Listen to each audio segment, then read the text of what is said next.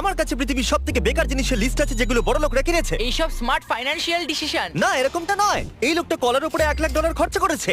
এই লোকটা একটা বড় ডাইনোমেক্স স্যুট কিনেছে, আর এই লোকটা এর উপরে $100 মিলিয়ন খরচা করেছে। আমি তো জানিও না এটা কি জিনিস। শুরু করা যাক এই $1,000 বরফের টুকরোটা দিয়ে। এখানে আইডিয়াটা এটা যে বরফ Maximally chill and minimally dilute. Jimmy, আমি নিজেকে ম্যাক্সিমালি চিল ভাবি। বরফের এই টুকরোটা 15 থেকে 20 মিনিট থাকবে আর স্পিরিটের দারুণ টেস্ট এনজয় করার জন্য আপনার হাতে অনেক সময় থাকবে। চলো ম্যাথ করা যাক। বরফের মূল্য $1,000 আর এটা 15 থেকে 20 মিনিট টিকবে, মানে $30 প্রতি মিনিট। স্মেল নেই, টেস্টও নেই। হ্যাঁ, ওটা ফ্রোজেন ওয়াটার। যদি আমাদের কাছে ড্রিঙ্কে 15 থেকে 20 মিনিট ঠান্ডা রাখবার কোনো উপায় থাকতো। ওটাকে ফ্রিজে রেখে দাও। টু চেঞ্জ কি করছো তুমি? না, ওর কাছে 7 চেন আছে। হ্যাঁ, ওকে রিব্র্যান্ড করতে হবে। পরেরটা, আমাদের কাছে লুই ভিটনের $30,000 এরোপ্লেন ব্যাগ আছে। এটা প্র্যাকটিক্যাল কি করে? যদি এটাকে কেউ চুরি করে নেয় তাহলে হাইজ্যাক বলতে ইওর পারি? অনার, এটা চুরি ছিল না, আমরা শুধু হাইজ্যাক করেছিলাম। এটা আমি বুঝতেই পারছি না। $30,000 জন্য এই জিনিসটা ওরা দরকার। তুমি একদম ঠিকই বলেছো। যদি এই কোচে ইঞ্জিন থাকে তাহলে এটা উঠতেই পারে, তাহলে বুঝতে পারতাম। এটা $50,000 হাভার গলফ কার্ট। এটা আবার কি? এটা তো শুধু ও ওহ। মাই গড। প্রথমে ভাবলাম এর মধ্যে এমন কি আছে।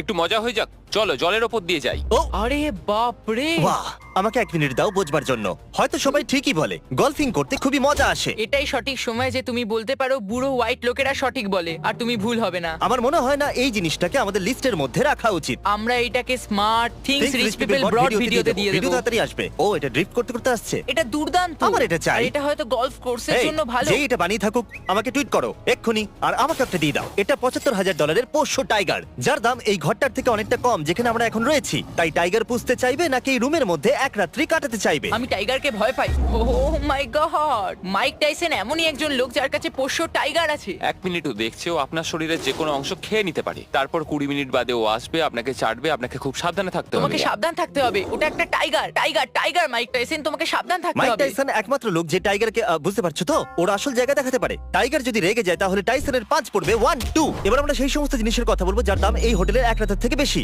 আর এবার আমরা শুরু করবো $1,20,000 ইজিপশিয়ান ফিশ ট্যাঙ্ক দিয়ে। ও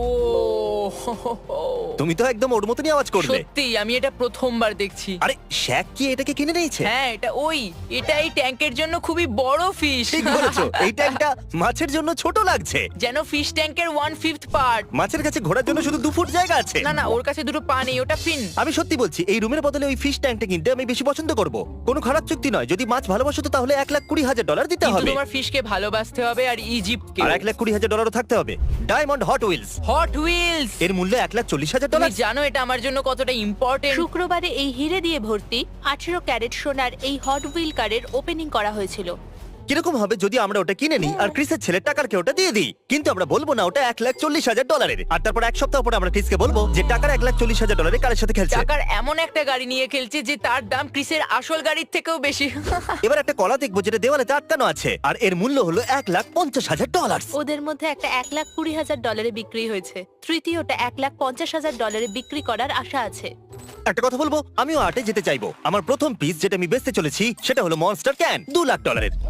ও $1,90,000। এরপরে দেখা যাক $250,000 বাংলো ডগের জন্য। ও, একেই বলে মূল্য। মজা তো করছে না তাই না? ভাই কি, এর বাড়ি তো আমার বাড়ির থেকেও অনেক ভালো। এখানে 5টা ডগস থাকে জানো। আমি একটা মিনি ডগ হাউস বানাবো আর 5টা ডগকে অ্যাডাপ্ট করে নেব। এটা আমার স্বপ্ন। এটা আমারও চাই, কিন্তু ক্যাটদের জন্য। এটা $5,75,000 রোবোসরাস। এটা তো অ্যানিমের মতো। এটা $5 মিলিয়ন কেন নয়? কি এটার মূল্য ল্যাম্বরগিনির থেকে কম? আরে তা কিভাবে? আরে এর কাছে ফ্লেম থ্রোয়ারও আছে। এটা কি ধরনের পাওয়ার রেঞ্জার ভাই? আমি শুধু এটাই বলবো কি যে যে জিনিস এটাকে এটা? বানায় আমাকে টুইটারে ডিএম করুক যাতে আমিও এটা কিনতে পারি। তাড়াতাড়ি 1 মিনিট। এগুলো হলো সেই বেকার জিনিস যেগুলো বড় লোকরা কেনে। হ্যাঁ, হ্যাঁ। তাহলে ছাড়া এগুলো আমার চাই না। আমি আরে এগুলো কিনতে তা চাই কেন? না। তুমি এখন পিছু আরে না না, পাচ্ছ। উপস উপস। এ কি আমাকে নিয়ে ইয়ার কি হচ্ছে? সিরিয়াস হয়ে যাও। আমার মতে এটা বোকামো। কোন মূর্খই এটা কিনবে। না, সে তুমি যে এটা তো বিরোধী শুধু- হও না কেন, কিন্তু এটা টাকা নষ্টই বটে। এই গাড়িটাকে নষ্ট করে দিচ্ছে। ওর কি ক্ষতি করেছে? হয়তো অ্যাটাক অন টাইটান্সের অংশ এটা। ওকে, এটা যে বানিয়েছে আমাদের অ্যাটাক অন টাইটানের মতো কিছু বানাতে না, হবে। আমরা বড় লোকদের নিয়ে মজা করছি। যদি আমি একটা মূর্খ ধনী মানুষ হতাম তাহলে আমি এটাই বলতাম। একদম, এই হলো কথা। একদম ঠিক বলেছে। এটা $1 মিলিয়ন মাছ ধরবার বড়শি। না, ম্যাক ম্যাকবার্নি ইনি হলেন ইনভেন্টর আর ডিজাইনার এই $1 মিলিয়ন বড়শির। আর বন্ধুরা, এটা সত্যিই $1 মিলিয়ন। ওনাকে এটা 4 বার বলতে হলো যেন লোকেরা রোজ $1 মিলিয়ন নকল হিরের বড়শি বানায়। আরে ভাই, এটাই তো আসল। ও বলবে শান্ত হয়ে যাও বন্ধুরা, এটাই সেটা। ইনফ্যাক্ট আমাদের কাছে একটা ভিডিও আছে এটাকে না, ওটাকে সমুদ্রে ফেলো না। যেমনটা আপনারা Oh, দেখতে no! পাচ্ছেন। ওয়াও, আমি জানতে চাইবো আপনারা কি পছন্দ করবেন, $1 মিলিয়ন ফিশিং রিল অথবা এই ড্রাগ ক্যাবিনেট যার মূল্য হলো $1,000,000। আমরা এই পুরো ভিডিওটা এই রুমেই করতে পারি। এতে সেন্সর লাগানো আছে আর যদি তুমি এটাকে জোরে প্রেস করো তাহলে সিকিউরিটি লোকেরা চলে আসবে আর তুমি গেলে। কাল তুমি এটা ওপেন করবে? একদম। তোমাকে ক্যামেরা দেখা যাচ্ছে? আরে না, $1,000,000 বড়শি নাকি এটা? এরপরে হলো একটা এনএফটি যেটা 2.9 মিলিয়নে বিক্রি হয়েছে। এটা টুইটারে সবার প্রথম টুইট ছিল। প্রথম টুইট ছিল কি আমি সেটাও জানি না এটা কি ছিল। ও টুইটারটাও ঠিক করে এটা লেখেনি। কোনো মূর্খতা ছিল না কারণ ওই টাকাটা চ্যারিটিতে গেছিল। এটাকে $280 আবার বিক্রি করা হয়েছিল। কি? ওয়াও, এর উপরে তো সিনেমা হওয়া উচিত। একটু ভাবো একটা এনএফটির জন্য 2.9 মিলিয়ন পে করা আর তারপরে 1 বছর পরে এটাকে 280 বেচে কোথাও দেওয়া। না কোথাও একে নিয়ে ডকুমেন্টারি হবে। এটা মজাদার ছিল। প্রথমে বাড়ি বিক্রি, তারপরে আসবাবপত্র, তারপরে এনএফটি কিনলো আর শেষে শুধু পাউরুটি কেনার টাকা থাকলো ব্যাস। টেকনিক্যালি এখনো অবধি এটা সবথেকে বাজে ডিল। এটা এখনো পর্যন্ত সবথেকে খারাপ ইনভেস্টমেন্ট হওয়া উচিত। এরপরে দেখবো একটা ফ্রোজেন শার্ক যেটা কাল একটু এদিকে এসো। এই ব্যাড বয়ের মূল্য হলো $3 মিলিয়ন। এটা তো একটা রিয়েল শার্ক। এই শার্কটা এখানে কবে থেকে আসলে আছে? দুটো আসল শার্ক ও, আছে। ও দেখো এটা চ্যান্ডলারের সাথে পাওয়া যায়। এটা পৃথিবীর সবথেকে দামি হোটেলের ঘর কারণ এখানে ক্রেজি আর্টওয়ার্ক আছে আর আমি এখনো বুঝতে পারলাম না এটা আসলে $1 মিলিয়ন কেন। বেকার জিনিস। এটা হলো পৃথিবীর সবথেকে বড় SUV $3 million. Alright mad max, এটা ও কি? মাই গড! আচ্ছা এই এক্সট্রা টায়ারগুলো এই জন্য আছে যাতে বাকি 10টা টায়ার পাংচার হয়ে গেলে এগুলো ইউজ করা যায়। ওগুলো শো পিস। ওয়াও! সামনের অংশটা কিসের জন্য? মানুষের জন্য তো জায়গায় নেই, এটা ফালতু। এর থেকে ফালতু জিনিস আমি আগে এটা কি দেখিনি। 3.7 মিলিয়ন সোফার থেকেও বেশি ফালতু? এমনকি এই সোফার জন্য সিকিউরিটি গার্ডও আছে। তাহলে বলুন এই 3.7 মিলিয়নের সোফাটা কি এই লোকটার সাথে সেফ আছে? যদি আমি একটা চোর হতাম আর এটাকে গার্ড দিতাম তাহলে আমি এটাকে চুরি করে নিতাম অবশ্যই। এই সিকিউরিটি গার্ডকে আমি আমার বাচ্চা দেখাশোনার জন্য রাখতাম। এই সোফার সুরক্ষার জন্য তো এই রাখতামই না। লোকটার কাছে আমি চাইবো যে আমার ছেলের কাছে হিস্ট্রি পড়ুক। আর এই সোফাটাকে চুরি করবার চেষ্টা করবে না। একজন লোকাল হিস্ট্রি টিচার এটাকে রক্ষা করছে। এটা কি একটা মেটাল এর সোফা? কোনো মানেই হয় না। এখন এটা এত ভ্যালুয়েবল যে এটাতে বসার কোনো অনুমতিও নেই। একটা সোফা যেখানে আপনি বসতেই পারবেন না। তাহলে এটা কেনার অর্থ কি? তাহলে তোমার $30,000 পোকেমন ব্লাস্ট টয়েস কার্ড কেনার অর্থ কি? আমি জানি না। চেকমেট। আমার দেখতে ভালো লাগে। ওদেরও সোফা দেখতে ভালো লাগে। এটা অদ্ভুত। এটা হলো পৃথিবীর সবথেকে দামি বাথরুম $4.8 মিলিয়ন। চলো কেউ তো বাথরুমের গুরুত্বটা বোঝে। এগুলো কি গোল্ড? Of course. Gold এর trash can? হ্যাঁ, কাম অন। সত্যি $4.8 মিলিয়ন বাথরুম আর এই ফালতু হ্যান্ড ড্রায়ার?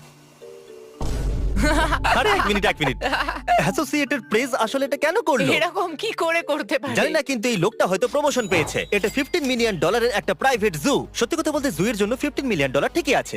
ওকে, ওখানে জিরাফও আছে। ওকে, এটা দুর্দান্ত। এক মিনিট, ওখানে ব্রাউন বিয়ার আর জিরাফ একসঙ্গে বসে আছে। এই জায়গাটা অনেক বেশি কুল। এক মিনিট, কি?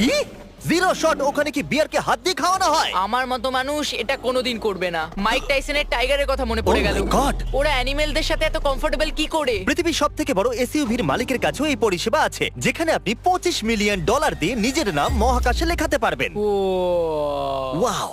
প্রত্যেকটা অক্ষরকে 500 মিটারে মাপা হয়। মানে একটা লেটার 5 মিলিয়নের। এই জিনিসটা কতটা বিশাল এটার আন্দাজ করতে গেলে এখানে আমরা আবুধাবি আর আলফুতাসাই দুটো আইল্যান্ডেরই দৃশ্য দেখাচ্ছি। ওয়াও! কি দারুণ! জানো তুমি, যদি আমার কাছে 25 মিলিয়ন এক্সট্রা থাকে তাহলে আমি হয়তো ওটা কিনে এটা নেব। দারুণ লাগছে, কিন্তু দেখবে কি? ওদের মতো বড় লোকরা এটা নিয়ে চিন্তাই করে না। ওদের অ্যাসিস্ট্যান্ট হয়তো দেখে, মালিক তো জুতে এনজয় করে। তাও আর 5 বছর বাদে উধাও হয়ে গেল। সত্যি সব টাকা জলে চলে গেল। খুশি হয়েছি আমি $25 মিলিয়ন বাঁচিয়ে এটা নিয়েছি। হয়তো এখনো অবধি সবথেকে বেকার ইনভেস্টমেন্ট। কারেক্ট। এবার $42 মিলিয়ন আশ্চর্যজনক ঘড়ি যার মালিক হলো জেফ বেজোস, আর এই ঘড়িটাকে আগামী 10,000 বছর চালানোর জন্য বানানো হয়েছে। দিন-রাত থার্মাল সাইকেলস। এটা মানুষের হস্তক্ষেপ ছাড়াই 10,000 বছর পর্যন্ত সময় চিহ্নিত করবে। যখন পৃথিবীর বড়লোকদের মধ্যে একজন আশ্চর্যজনক ঘড়ি বানানো শুরু করে তখন একটু ভয় পাওয়া উচিত। শেষ জিনিসটা যেটা বড় লোকরা কিনছে, আমি যদি বড় লোক হতাম তাহলে কোনোদিনই কিনতাম না। এই সব কিছুই কেনা আসলে বোকামি। সেটা হলো একটা মেটাল বানি। মূল্য গেস করুন। No idea. শুনে নিন, $91 মিলিয়ন। এটা কি ছোট? ওরাও সেটা বলছিল। ও, এটা তো খুবই ছোট। তাহলে জেফ কুনসের এই স্কাল্পচার 91 মিলিয়নে বিক্রি হয়েছে। ওয়াও! যদি আপনারা এই লিস্টে থাকা জিনিসগুলো কিনতে আমাকে সাহায্য করতে চান তাহলে নিকটবর্তী ওয়ালমার্টে যান আর ফেস্টিভ্যাল কিনে নিন। পুরো আমেরিকাতে ওয়ালমার্ট আমাদের ফেস্টিভ্যাল চকলেট এখন বিক্রি করে, আর আমরা কিছু এক্সক্লুসিভ ফেস্টিভ্যাল কুকিজও রেখেছি যেগুলো আপনারা ওয়ালমার্ট থেকে কিনতে পারবেন। এক্ষুনি কিনে নিন।